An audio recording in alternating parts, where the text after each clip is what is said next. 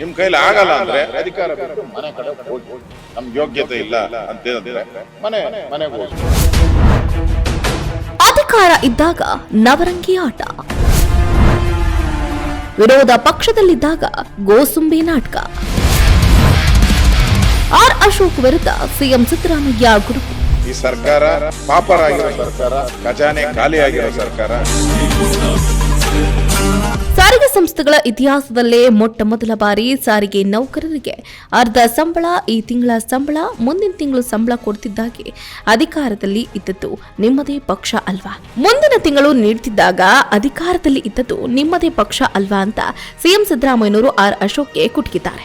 ಹೌದು, ವಿವಿಧ ಬೇಡಿಕೆಗಳ ಈಡೇರಿಕೆಗೆ ಆಗ್ರಹಿಸಿ ಸಾರಿಗೆ ನೌಕರರು ನಡೆಸಿದ ಪ್ರತಿಭಟನೆ ಇದೀಗ ಕಾಂಗ್ರೆಸ್ ಹಾಗೂ ಬಿಜೆಪಿ ನಾಯಕರ ಟಾಕ್ ವಾರ್ಗೆ ಕಾರಣವಾಗಿದೆ. ಕಾಂಗ್ರೆಸ್ ದುರಾಡಳಿತದಿಂದ ಇಂತಹ ಸ್ಥಿತಿ ಬಂದಿದೆ ಅಂತ ವಿರೋಧ ಪಕ್ಷದ ನಾಯಕ ಆರ್ ಅಶೋಕ್ ಟ್ವೀಟ್ ಅನ್ನ ಮಾಡಿದ್ರು. ಆರ್ ಅಶೋಕ್ಗೆ ಸಿಎಂ ಸಿದ್ದರಾಮಯ್ಯ ಕೂಡ ಟ್ವೀಟ್ ಮೂಲಕವೇ ತಿರುಗೇಟನ್ನ ಕೊಟ್ಟಿದ್ದಾರೆ. ಅಧಿಕಾರ ಇದ್ದಾಗ ನವರಂಗಿ ಆಟ, ವಿರೋಧ ಪಕ್ಷದಲ್ಲಿ ಇದ್ದಾಗ ಗೋಸುಂಬೆ ನಾಟಕ ಅಂತ ಬರೆದಿದ್ದಾರೆ. ಸಿಎಂ ಸಿದ್ದರಾಮಯ್ಯ ಟ್ವೀಟ್: ಅಧಿಕಾರ ಇದ್ದಾಗ ಹಗಲು ವೇಷ, ವಿರೋಧ ಪಕ್ಷದಲ್ಲಿ ಇದ್ದಾಗ ರೋಷಾವೇಶ.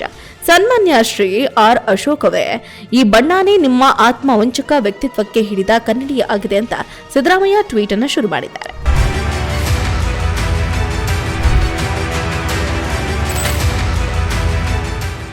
ಆಗ ನೀವೇ ಅಲ್ವಾ ಸಾರಿಗೆ ಸಚಿವರು? ಸಾರಿಗೆ ನೌಕರರು ಮೊದಲ ಬಾರಿ ವೇತನ ಪರಿಷ್ಕರಣೆಗಾಗಿ ಮುಷ್ಕರ ನಡೆಸಿದಾಗ ಸಾರಿಗೆ ಸಚಿವರಾಗಿದ್ರು ನೀವೇ ಅಲ್ವಾ? ಸಾರಿಗೆ ಸಂಸ್ಥೆಗಳ ಇತಿಹಾಸದಲ್ಲೇ ಮೊದಲ ಬಾರಿಗೆ 15 ದಿವಸಗಳ ಸುದೀರ್ಘ ಮುಷ್ಕರ ನಡೆದಾಗಲೂ ಸಾರಿಗೆ ಸಚಿವರಾಗಿ ಕೈಕಟ್ಟಿ ಕೂತು ತಮ್ಮ ಅಸಮರ್ಥ್ಯ ಪ್ರದರ್ಶಿಸಿದ್ದು ನೀವೇ ಅಲ್ವಾ ಅಂತ ಸಿಎಂ ಸಿದ್ದರಾಮಯ್ಯ ಬರೆದಿದ್ದಾರೆ. ಸಾರಿಗೆ ನೌಕರರಿಗೆ ಅರ್ಧ ಸಂಬಳ. ತಮ್ಮ ಪಕ್ಷದ ಅಧಿಕಾರದ ಅವಧಿಯಲ್ಲಿ ಸಾರಿಗೆ ನೌಕರರ ತಿಂಗಳ ವೇತನ ಹೇಗೆ ಪಾವತಿ ಆಗ್ತಿತ್ತು ಅಂತ ಮಾಹಿತಿ ಪಡೆದು ತಿಳಿಸ್ತೀರಾ? ಸಾರಿಗೆ ಸಂಸ್ಥೆಗಳ ಇತಿಹಾಸದಲ್ಲೇ ಮೊದಲ ಬಾರಿ ಸಾರಿಗೆ ನೌಕರರಿಗೆ ಅರ್ಧ ಸಂಬಳ, ಈ ತಿಂಗಳ ಸಂಬಳ ಮುಂದಿನ ತಿಂಗಳು ನೀಡುತ್ತಿದ್ದಾಗ ಅಧಿಕಾರದಲ್ಲಿ ಇದ್ದಿದ್ದು ನಿಮ್ಮದೇ ಪಕ್ಷ ಅಲ್ವಾ ಅಂತ ಸಿಎಂ ಸಿದ್ದರಾಮಯ್ಯನವರು ಆರ್ ಅಶೋಕ್ ಅವರ ವಿರುದ್ಧ ಕುಟುಕಿದ್ದಾರೆ. ನಮ್ಮ ಸರ್ಕಾರದ ಅವಧಿಯಲ್ಲಿ 2012-16ರವರೆಗೆ ವೇತನ ಹೆಚ್ಚಳ ಮಾಡಿ ಅದನ್ನ 2012ರಿಂದಲೇ ಪೂರ್ವಾನ್ವಯ ಆಗುವಂತೆ ಜಾರಿಗೊಳಿಸಿದ್ದೀವಿ.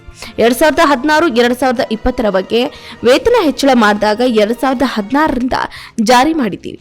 ಆದರೆ ತಮ್ಮ ಪಕ್ಷದ ಆಡಳಿತದ ಅವಧಿಯಲ್ಲಿ ಸಾರಿಗೆ ನೌಕರರು 2020ರಿಂದಲೇ ವೇತನ ಹೆಚ್ಚಳ ಮಾಡಬೇಕು ಅಂತ ಬೇಡಿಕೆ ಸಲ್ಲಿಸಿದ್ರು.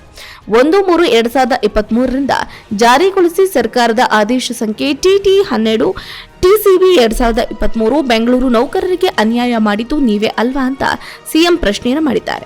ಇನ್ನು ತಮ್ಮ ಪಕ್ಷದ ಅವಧಿಯಲ್ಲಿ ನೇಮಕಾತಿ ಮತ್ತು ಹೊಸ ಬಸ್ ಸೇರ್ಪಡೆ ಸ್ಥಗಿತಗೊಂಡಿತು. ನೌಕರರ ಭವಿಷ್ಯ ನಿಧಿ ಮತ್ತು ಡೀಸೆಲ್ ಹಣ ಪಾವತಿ, ಇತರೆ ಹೊಣೆಗಾರಿಕೆ ಹೀಗೆ 5,900 ಕೋಟಿ ಬಾಕಿ ಇತ್ತು ಅನ್ನೋದರ ಬಗ್ಗೆ ನಿಮಗೆ ಮಾಹಿತಿ ಇದೆಯಾ? ಇದೇನಾ ನಿಮ್ಮ ಕಾಲದ ಸರ್ಕಾರದ ಸಾಧನೆ? ನಿಮ್ಮ ಪಕ್ಷದ ಅಧಿಕಾರದ ಅವಧಿಯಲ್ಲಿ ಸಂಪೂರ್ಣ ಸ್ಥಗಿತಗೊಂಡಿದ್ದ ನೇಮಕಾತಿಗೆ ಚಾಲನೆ ನೀಡಿದವರು ನಾವು. 10,000 ಹೊಸ ನೇಮಕಾತಿ ಮಾಡಿದ್ದೀವಿ. ಇದರಲ್ಲಿ 8 ವರ್ಷಗಳಿಂದ ಅನುಕಂಪದ ಆಧಾರದ ನೌಕರಿ ನೀಡದಿರುವ 1,000 ಮೃತರ ಅವಲಂಬಿತರು ಇದ್ದಾರೆ. 5,200 ಹೊಸ ಬಸ್ಗಳ ಸೇರ್ಪಡೆ ಮಾಡಿದ್ದೀವಿ. ಕನಿಷ್ಠ ಈ ಮಾಹಿತಿಯಾದರೂ ನಿಮಗೆ ತಿಳಿದಿದೆಯಾ ಅಂತ ಸಿಎಂ ಟ್ವೀಟ್ ಮಾಡಿದ್ದಾರೆ.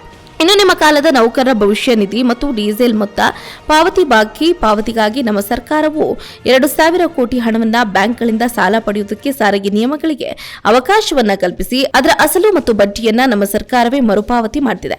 ಇದೇನಾ ನಿಮ್ಮ ಸರ್ಕಾರದ ಸಾಧನೆ ಅಂತ ಪ್ರಶ್ನೆ ಮಾಡಿದ್ದಾರೆ. ಇನ್ನು ನಾನು ಖುದ್ದಾಗಿ ಕರ್ನಾಟಕ ರಾಜ್ಯ ಸಾರಿಗೆ ನಿಗಮಗಳ ಕಾರ್ಮಿಕ ಸಂಘಟನೆಗಳ ಜೊತೆ ಮಾತುಕತೆ ನಡೆಸಿದ್ದೆ. ಇದಕ್ಕಿಂತ ಮೊದಲು ಸಾರಿಗೆ ಸಚಿವರಾದ ರಾಮಲಿಂಗಾರೆಡ್ಡಿಯವರು ಸಂಧಾನ ಪ್ರಯತ್ನವನ್ನ ಮಾಡಿದ್ದಾರೆ. ನೀವು ಮತ್ತು ನಿಮ್ಮ ಸರ್ಕಾರ ರಾಜ್ಯ ರಸ್ತೆ ಸಾರಿಗೆ ನೌಕರರಿಗೆ ಮಾಡಿರುವ ಮೋಸ ಮತ್ತು ದ್ರೋಹದ ಇತಿಹಾಸವನ್ನ ನೆನಪು ಮಾಡಿಕೊಳ್ಳಿ ಅಂತ ಆರ್ ಅಶೋಕ್ ಅವರಿಗೆ ಟ್ವೀಟ್ ಮೂಲಕ ತಿರುಗೇಟನ್ನ ನೀಡಿದ್ದಾರೆ.